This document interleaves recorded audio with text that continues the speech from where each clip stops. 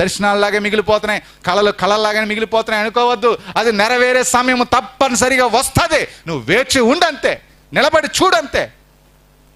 ఇంకా జరగట్లేదు, ఇంకా ఏదో అనుమానాలు రాకూడదు. కష్టాలు స్థితిగతులు చూసి ఏసేపుకి అనుమానం వచ్చేయాలి. నా దర్శనం ఏంటి, నేను బ్రతికైతే అనుకున్నాడండి. ఏ స్థితిలో ఉన్నా సరే నా దేవుడు నెరవేర్చగల సమర్థుడని ఏసేపు నమ్మాడండి. ఇది నువ్వెందుకు నమ్మలేకపోతున్నావు? నమ్మాలండి మనం.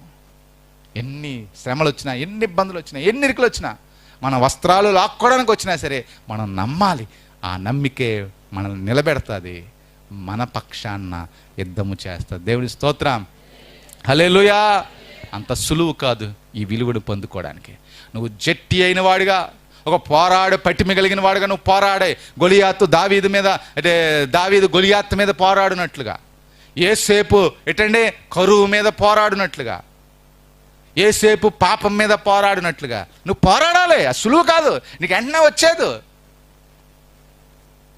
దేవుడు తగిన సమయం అంది. అందుకనే పేతురుకాడు, దేవుడు తగిన సమయమందు నేను హెచ్చించినట్లు ఆయన బలిష్టమైన చేతి కింద దేన మనస్కులై ఉండండి. తప్పనిసరిగా ఇచ్చేస్తాడు. నువ్వు నమ్ముతున్నావా? అసలు నాకు తెలియక అడుగుతాను, అసలు మీరు అందరూ నమ్ముతున్నారండి దేవుని మాట? నేనైతే నమ్ముతున్నాను.